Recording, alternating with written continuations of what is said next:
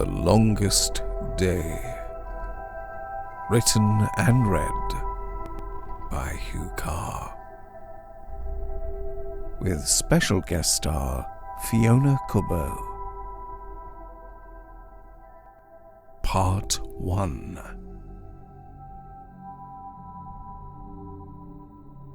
Om clamavit pro nocte, sed sol invictus non cessavit. Man cried out for night, but the unconquered sun did not yield. Memoria solis aeterni libonis.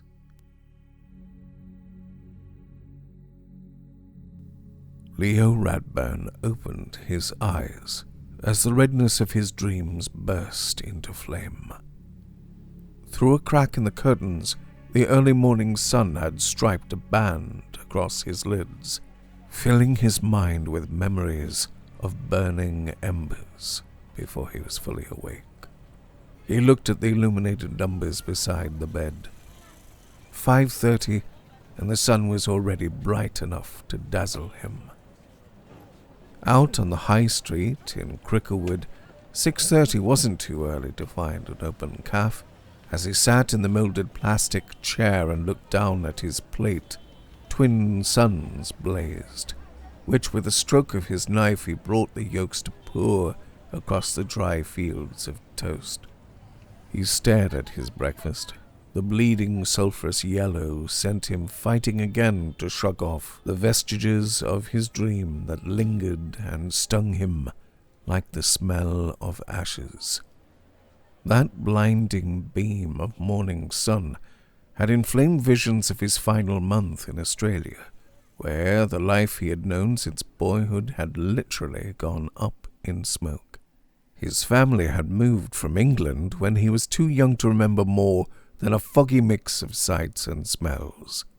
Rain from slate skies, coal smoke from chimneys mixing with the night fogs, rapeseed and winter trees in a church graveyard. In the heat and glare of the Australian sun, always so close and oppressive, he'd grown up, gone to university, and at last settled down with Phoebe in the coastal town of Lake's Entrance. They'd bought a house, got a dog, Samson, and started imagining what might come next. What came were the fires. In 2009, fires raged across the nation, destroying hundreds of lives and thousands of homes.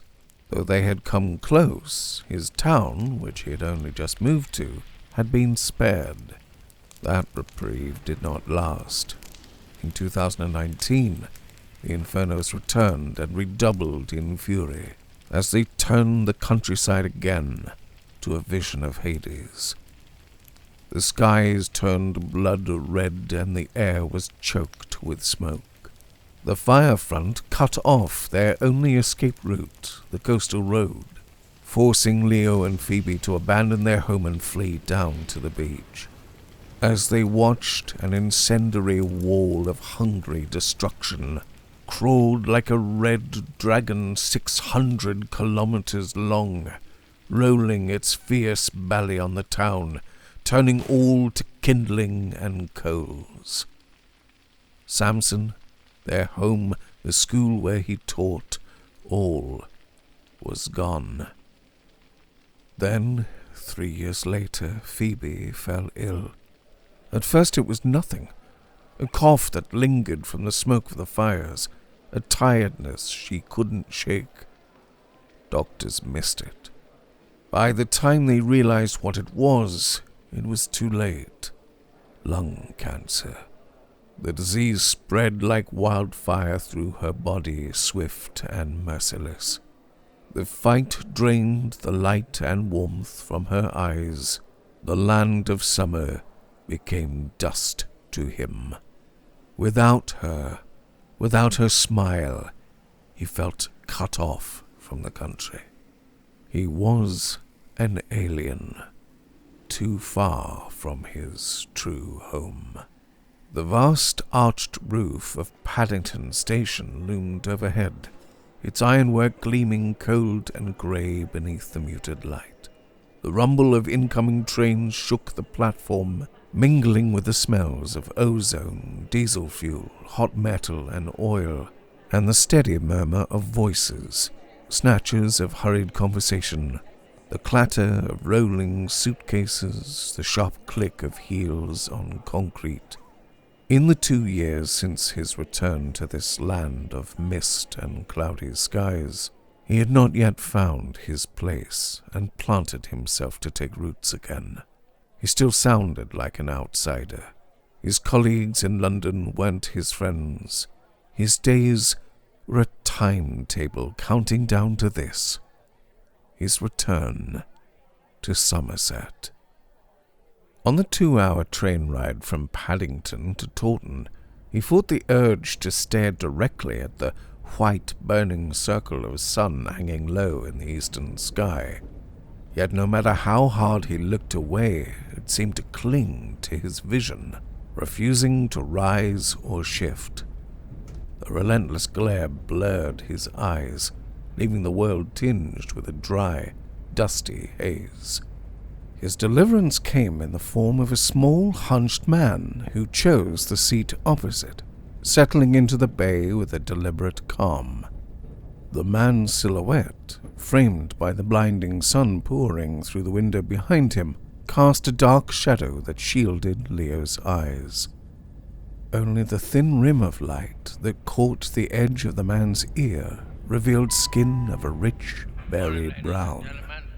As the station announcements were rattled off on the train's tannoy in an incomprehensible stream, Leo leaned forward, straining to hear. Out of the shadowed face opposite, a gravelly voice spoke. How could he go on about a name he don't know? The man said. I'm sorry? Said Leo, wondering what the man had just said. The man laughed, a gentle sound, but somehow still unsettling without a face to fully read. You're a grackle, I reckon. So I guess I'll be 20 if I tend to nae speak slower. Nodding his head as if he understood, Leo searched desperately for a reply that could cover the fact he still had not comprehended a single word. At last, with a weak smile, he settled on, yes. The man shuffled in his seat, moving closer. At last, his features began to become more clear. I don't hear Gerd well these days. Bloody foreigners. That's what they got on the horn up there. He gesticulated vaguely in the direction where the voice had blurted from. So that I can't hear whens we get to Taunton. Oh, Taunton? Leo replied, more hopeful. I'm going there too, I can tell you. You're not a bloody foreigner, are you? The old man said. Leo's brow creased and he blinked, startled. Foreigner? He repeated softly, eyes flicking to the man's deeply tanned skin. I thought... He trailed off, reluctant to voice the thought that had already taken shape. Despite having spent most of his life in Australia, it came as a sudden shock to him that he carried the quiet assumption that people who were as pale as he were the real natives. The old man chuckled, low and dry. No, old Somerset Zult I am. Brown as a berry from years in the fields. Brown is the first to raise the stones on this isle. Not much like those new folks you hear about. Where be you a-gone? Leo's throat tightened. I'm going back to Branwick, he said. His voice to his ears sounded more indignant than he intended to. I was born there, though I'd left it when I was small. Branwick? The man said, and his voice lightened. Leo noted the way the man dropped the W in Wick. That's how I'll say it from now on, he pledged. Be you come for the solstice, then, eh? He continued. Gonna be celebrating the Blagave time, be ye? Before Leo could begin to unravel the jumble of phrases the man had said, The sound of the tannoy cut across any chance to feign reply, quickly followed by a long, drawn-out squeal of brakes. When the train came to a sudden halt with a jolt, the old man was almost cast forward onto hands and knees. Leo rose at once to help, and as the man gratefully steadied himself on his arm, he at last focused on the man's face. With a shudder he fought to repress, he saw that the man's eyes were both opaque and ruined. He was undoubtedly totally blind.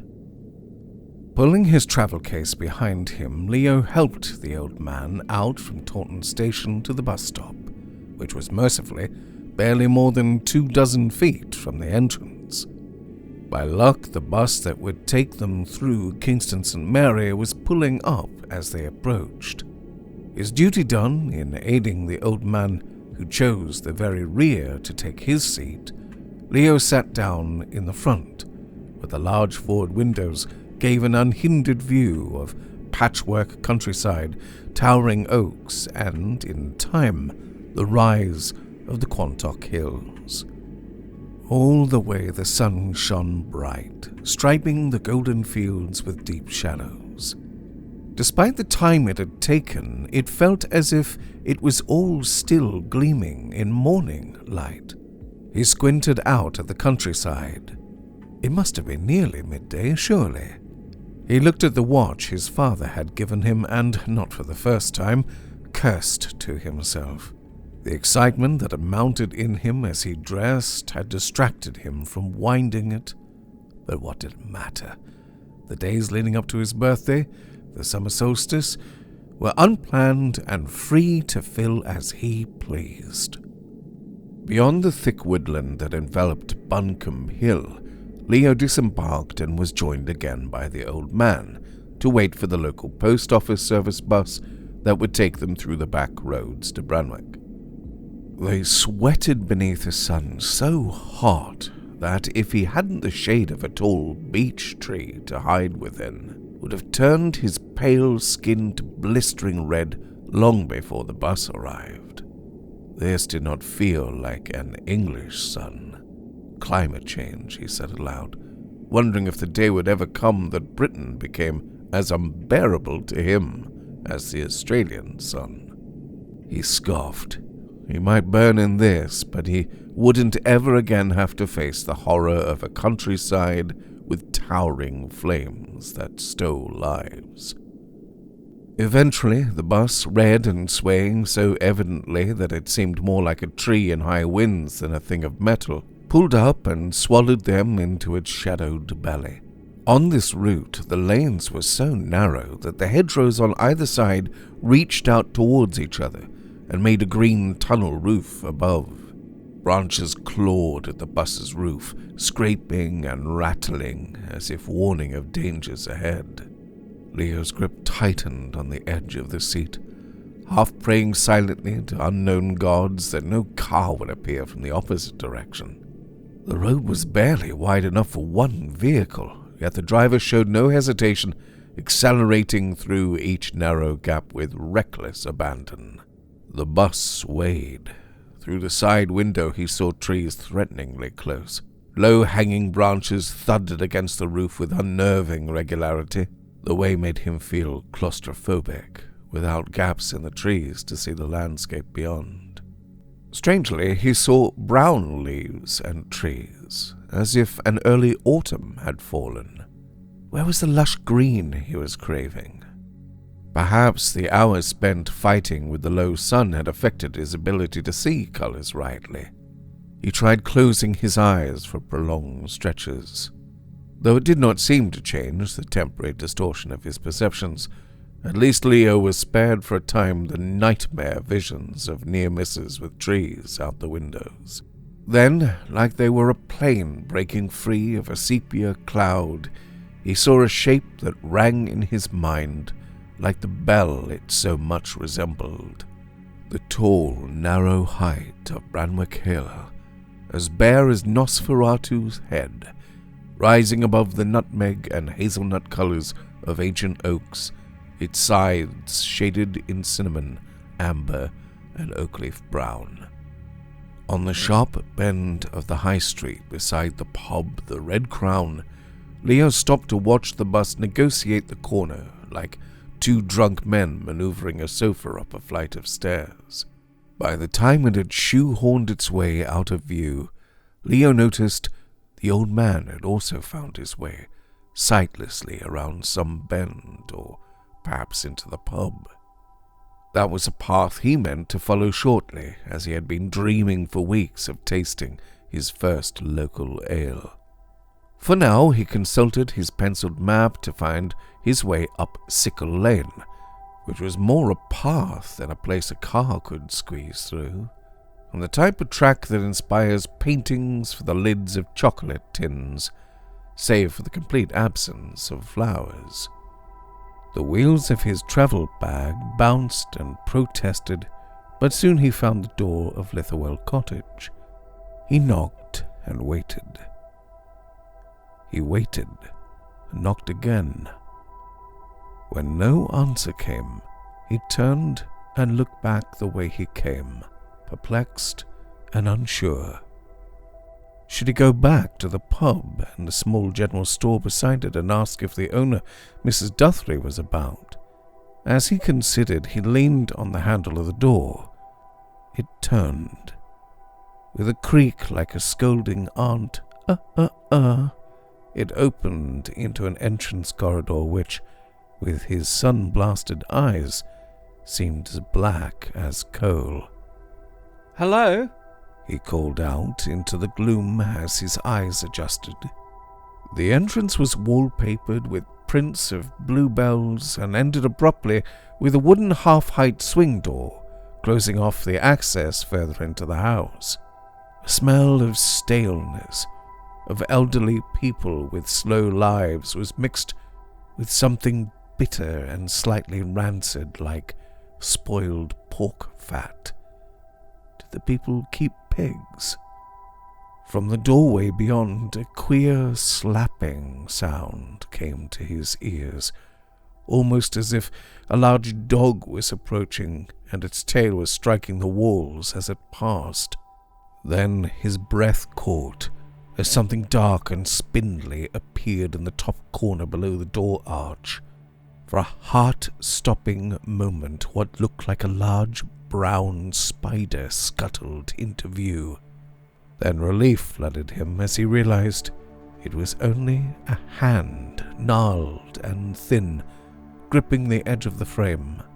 Around the corner, an elderly woman with a narrow, pinched and brown face slowly edged her way into view. Mrs. Duthry? Leo ventured, his voice deliberately steady. I'm Leo Radburn. I've booked your room until the 23rd. The 23rd? She repeated, her tone more questioning than affirming, as though the words carried no real meaning. Yes, he said, pausing slightly.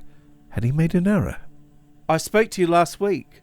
I'm staying from tonight, through to the 23rd. Oh, Mr. Radburn, she said, her eyes slipping past him to focus somewhere over his shoulder. Yes, I've been expecting you. The village too, of course, She trailed off, her mouth tightening as though she was searching for the right phrase. Are you having tea here tonight, then? Leo hesitated, rubbing his nose in a faint attempt to dispel the sour, rancid smell lingering in the air. He never liked being called Mr. Radburn. That name always felt as if it belonged only to his father. Now, as the gateway to turning 40 was open before him, he felt foolish that he still felt so sensitive every time his father came to his mind. If you don't mind, I was actually hoping to try the pub. Maybe just for this evening, he said. If that's what you'd fancy, she said, her tone neutral but her gaze still evasive. Another pause followed, her thin lips pressed together before she abruptly turned and disappeared around the corner. Moments later she returned, holding out a large, ancient key, so oversized and rusted it wouldn't have looked out of place in a children's pantomime. She waved him closer, then dropped the key into his hand. If you goes out again, She said, down the left side of the house, the room's round the back there. It's got its own door, if you no need to come in through here. Well, thank you. I'll, Whatever she said next was not for his ears, it seemed, as she spoke them as her back turned and she withdrew. Leo in turn decided to deposit his bag and survey the room where he would spend his first night in an adult-sized bed in Branwick. He left through the front and turned down the left side of the house. As he passed a large window that seemed to look out on nothing more than a tight line of ash close to the house, he almost jumped as he saw through the glass Mrs. Guthrie sitting in a high-backed chair in a dark room. The reflections on the window hid her eyes so that he could not tell if she had at last fixed her sight upon him. He darted further on to the back corner of the house, where a white door awaited him. The key turned and the door opened. The room within was modern, white, and smelled free of the biting, caustic smell. For a moment the bed looked inviting. It must have been approaching noon or shortly after, but he realized that the sun was not striking down from above. Was it later than he thought? If it was approaching 1 in the afternoon, he knew he had at least 8 hours and more before the sun would begin to set. If he fell asleep now, might he not find it hard to return to sleep again? He clapped his hands and said to himself, a walk. Let's go on a walk, and then for a pint when I've had enough of the sun. He smiled to himself, concluding the simplest plans were the best, stepped outside again, locked the room, and walked resolutely past the window without turning to see whether the woman was still sitting, with a rigid back, looking out on nothing. Out onto the road with the red crown in front of him, he turned to the left to begin to meander up the rise of the road in the direction of Branwick Hill. That way, when his thirst took him, it was all downhill. The incline up to the Saxon church of St. Elian was steep enough to bring a sweat to his back by the time he reached the Lich Gate. Unlike many churches that claim Saxon origin, the small, squat building was not remodeled by Norman aftercomers. No bell tower, nor elaborate wide windows, nor ornate stone carvings. The inner space was austere and plain, though towards the altar the walls were worn smooth and flat. It lacked the grandeur of Norman pride with its soaring arches and opulent embellishments, yet what it lacked in splendor it gained in its more genuine naked simplicity. It seemed that it was not only functioning as a church. Half the interior was filled with tall, dark oaken bookcases. Heavy chains hung from fittings in the side of the wood, the other end fixed to the covers of the largest books. In the middle of the aisle was a modern camp table, covered with books, folders of loose pages, notebooks, and loose leaves. Leo stepped closer.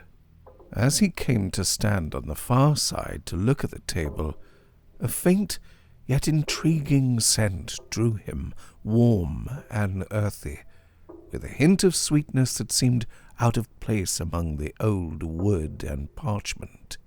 He breathed in deeply. What was it? It was so familiar and yet maddeningly elusive. Frustrated, he looked down at the elegant writing which, at least on the modern and white loose sheets, seemed to be all written in the same flowing, confident hand. On one, that was written in what looked like a quick, excited flourish, he read, "At last, after so many generations of loyal—" Leon here skipped a word unfamiliar and unpronounceable to him. "We can now be sure at last, in his original tongue, the name of the later religion tried so hard to darken and paint over with the insipid name of St. Alien. Though Alien's pedigree was of Ynys Mon, there is no evidence to tie him with the remnant that survived there after the purges of Gaius Suetonius Paulinus. He in no way eclipses the fury of that great name that burned here in our land of Somerset centuries before the time of Alien." Beneath that page were 2 sheets of what looked to be a far older, yellowed parchment. The first he raised was thick to the touch. In a very different hand was written, "Wunder blake, sharp and deep, keep the night, lest day do creep. Ilian's mark in blood doth bide, 'gainst the flame the deck askide.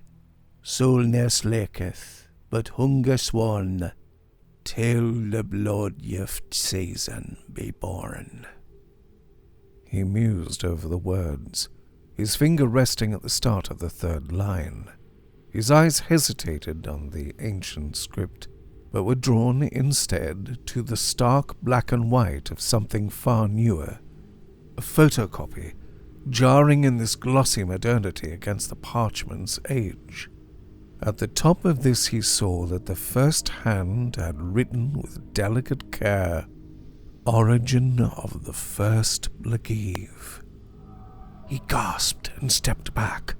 Half covered beneath 2 loose sheets was a photocopy of what looked like an illustration from a medieval manuscript.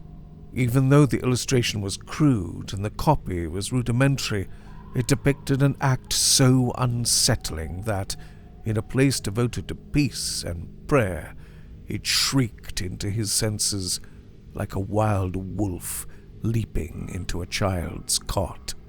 A priest of some sort, on his knees with open robes, held a sickle-like blade to his skin, seemingly as his body was clearly marred by scores of scars, intent on cutting off his own flesh.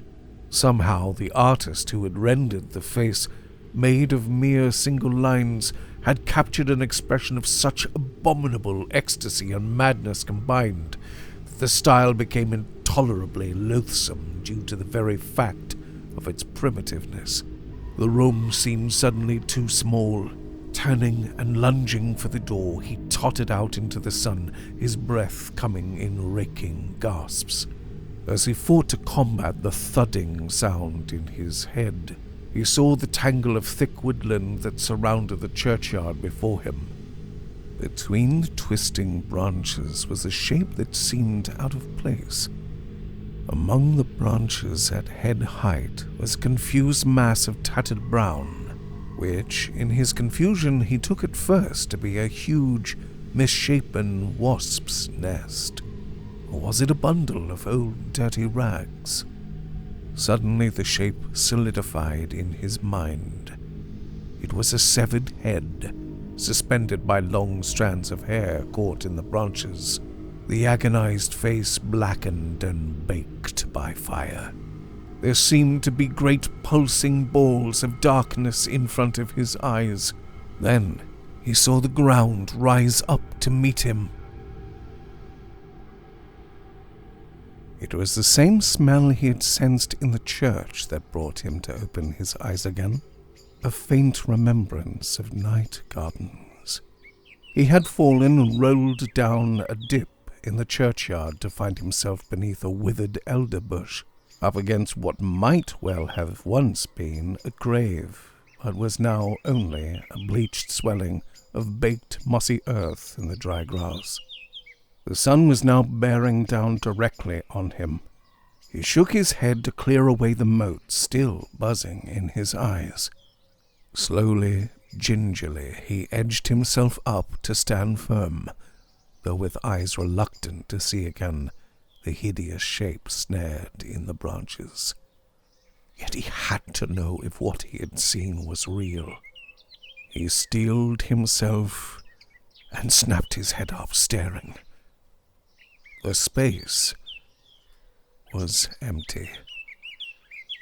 He decided that what he needed now above all things was a pint. No part of him accepted that the real reason he was making his way so swiftly downhill was to be far away from what was in the church.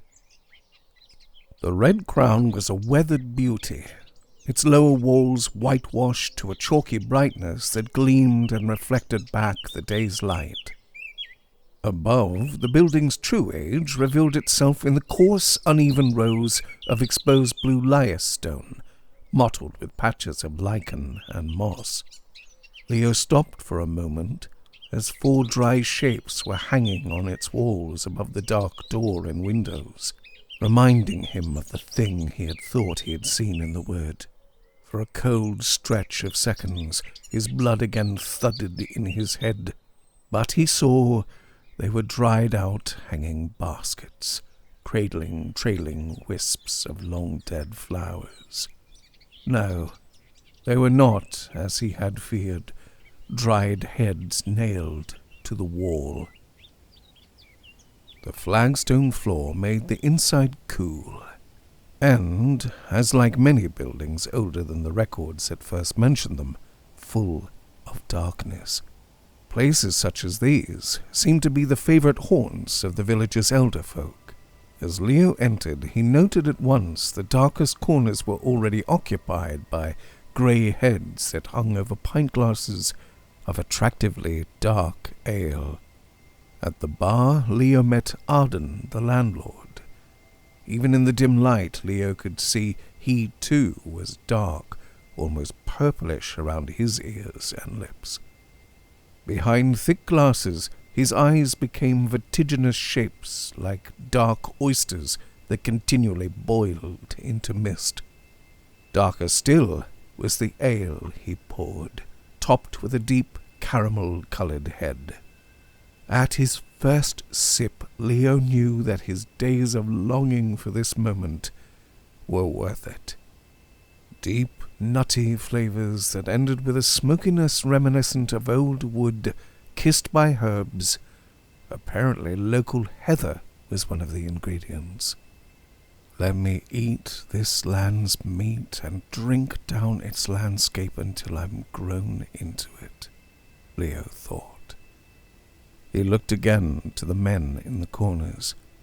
An uncharacteristic shyness came upon him, so that he felt reluctant to disturb their chosen solitude and silence.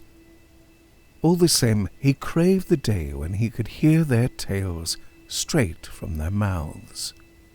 Whilst he sat, sipped, and contentedly dreamed of holidays and weekend breaks to come, when he could again return to Branwick, the pub door opened, and another dark form shuffled in. "Good to see ye, Gaffer," the man at the door called to Arden. "How be ye?"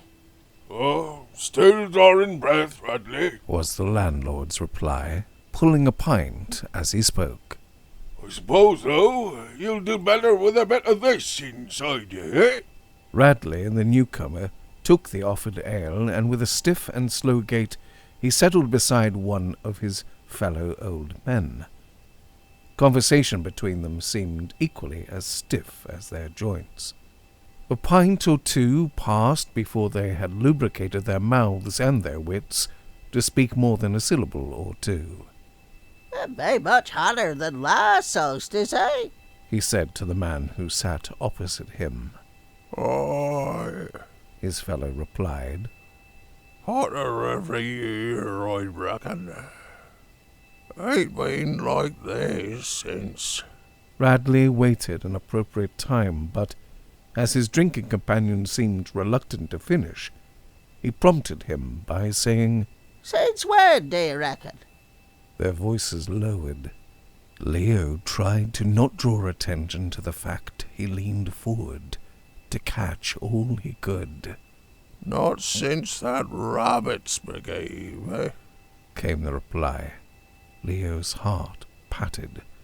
Robert had been his father's name. Still, it wasn't an uncommon name.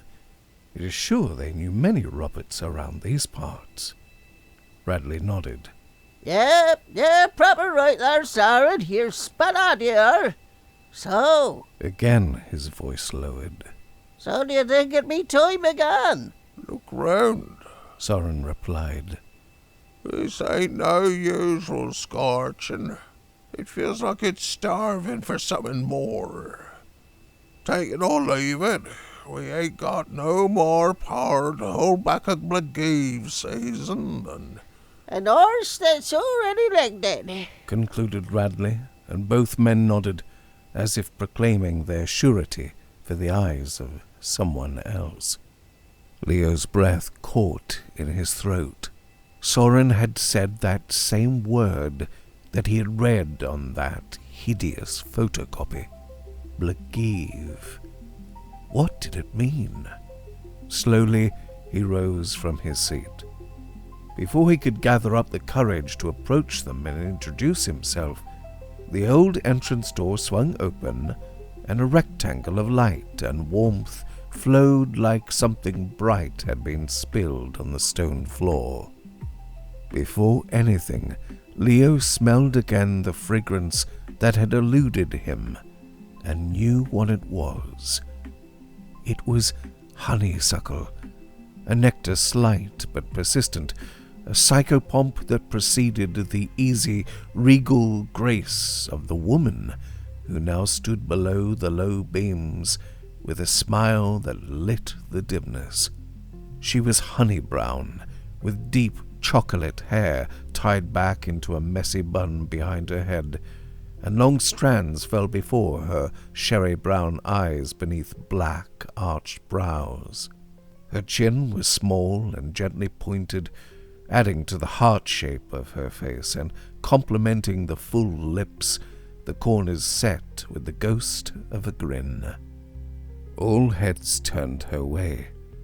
From his place at the taps, Arden's tone became less booming and more gentle as he said, Miss Dorothea, cider as usual? And she, with a glance and a smile at Leo, sauntered towards him. Leo watched the way her pleated scarlet skirt clung to the full curves of her thighs. Please, she replied simply. Her voice and accent stood at once distinct from those others he had heard. She didn't rumble like a rolling rock. Her voice oozed. As he pulled her pint, Arden's head seemed to flick back and forth between her and Leo. He nodded in his direction.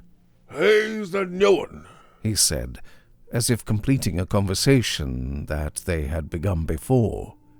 Pint in hand, Nythea swiveled on her stool with a smile and faced Leo. In her free hand, she clutched a folder of papers to her chest.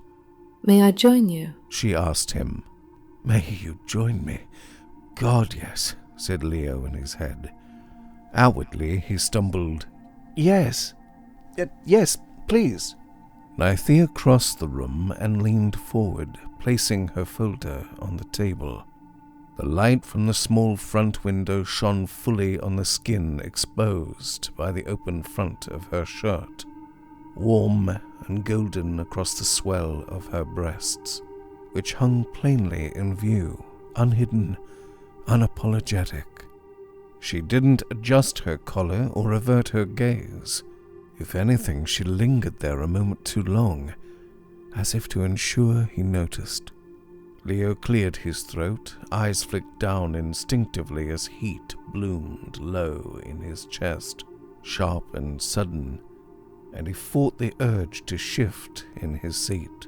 He kept his hands still, his face neutral, though a flush had already begun to creep along his neck.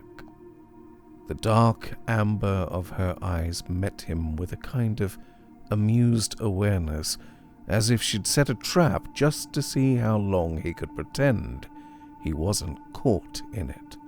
So close to him The honeysuckle sweetness rose like heat waves on a hot road.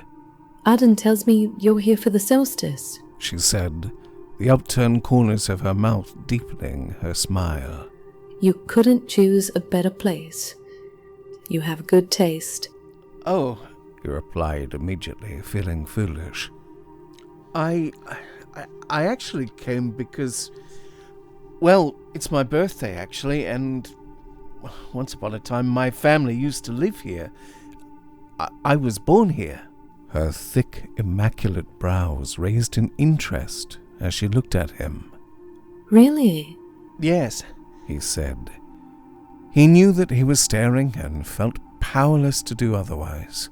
I'm Leo Radburn. Leo Radburn.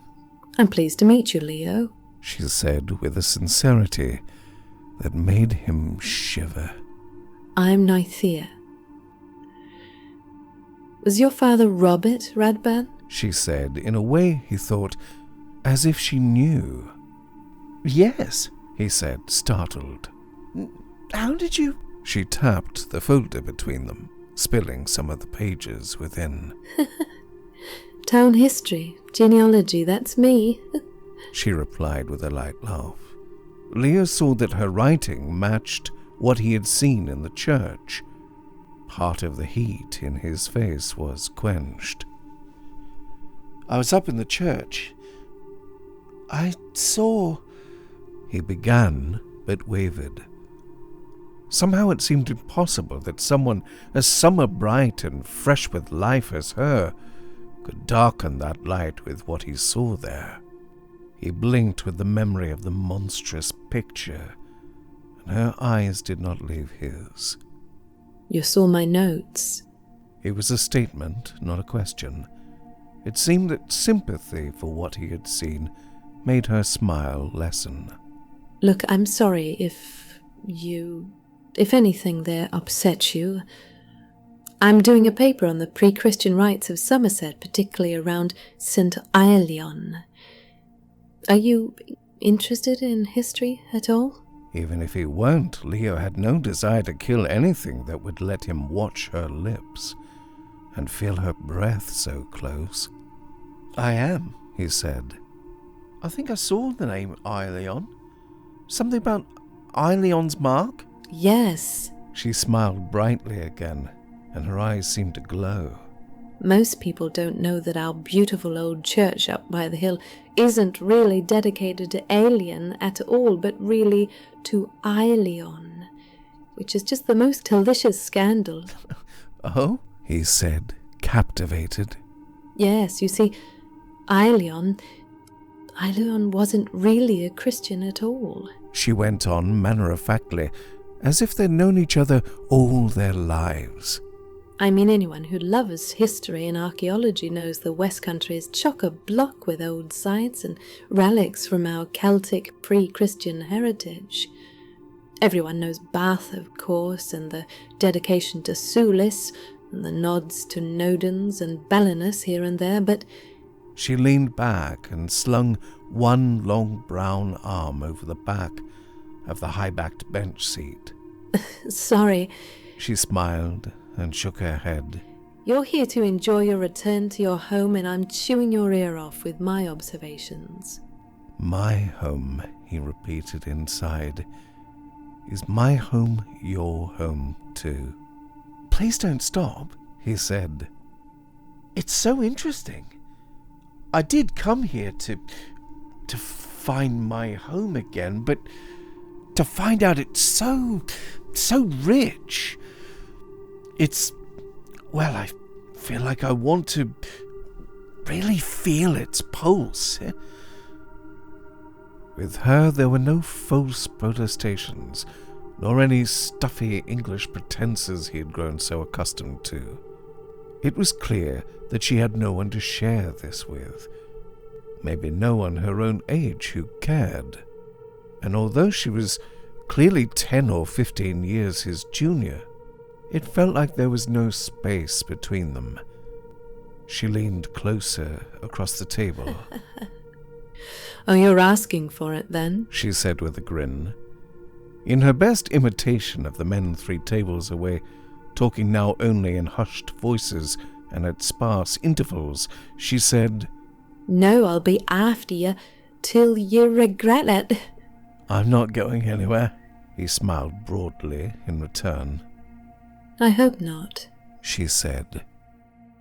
After those words, he listened with a mind that was in one part fixated on every word, and in another lost in a dream of summer heat and the desire to seek more. Through the open door the light pulsed, bringing a steady stream of hot smells, tar, dry grass and hay, gorse, and a faint metallic tang. End of Part 1. The story concludes next time in Part 2.